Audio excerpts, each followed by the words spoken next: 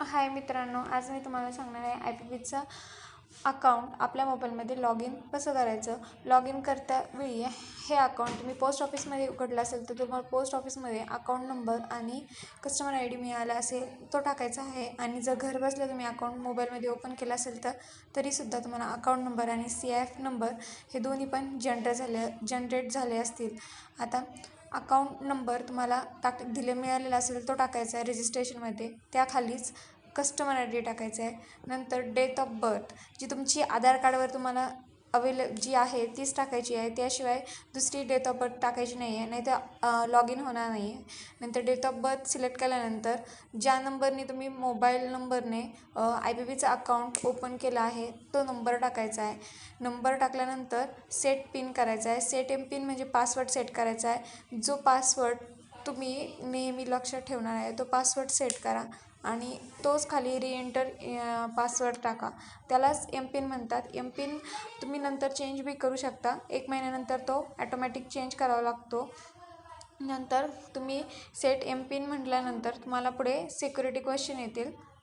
Security क्वेश्चनमध्ये ते question पण नंतर लक्षात राहिले पाहिजे असे आन्सर द्या. पहिला क्वेश्चन आहे place year of your birth.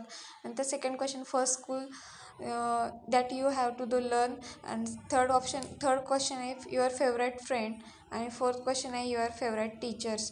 असे सगळे क्वेश्चन तुम्ही सॉल्व करायचे आहेत. नंतर त्याचे आन्सर द्यायचे. नंतर सबमिट बटनवर क्लिक करायचं आहे. सबमिट बटनवर क्लिक केल्यानंतर तुम्हाला OTP येईल. OTP टाकायचा आहे. जर सपोज OTP टाकायला तर खाली लिंक त्या बॉक्समध्ये जर क्लिक होत नसेल तर तुम्ही मोबाईलमधलं सिम कार्ड काढून परत मोबाईल रिस्टार्ट करून जर मोबाईल स्टार्ट केला तर तुम्हाला परत OTP टाकायला तिथं ऑप्शनवर क्लिक होईल. नंतर OTP टाकल्यानंतर तुमचं रजिस्ट्रेशन सक्सेसफुल होईल. रजिस्ट्रेशन सक्सेसफुल झाल्यानंतर तर काय प्रॉब्लेम येत असेल तर तुम्ही कमेंट बॉक्समध्ये सांगू शकता. नंतर आता माझं रजिस्ट्रेशन सक्सेसफुल झालं आहे. परत आता ज्यावेळेस मी बाहेर पडते ॲपमधनं आणि परत लॉग इनच्या विंडोला परत येते तिथं मला समजेल की MPIN टाकल्यानंतर परत ॲप हे चालू होईल. आणि तिथून पुढे लॉग इन या बटनावर क्लिक करा.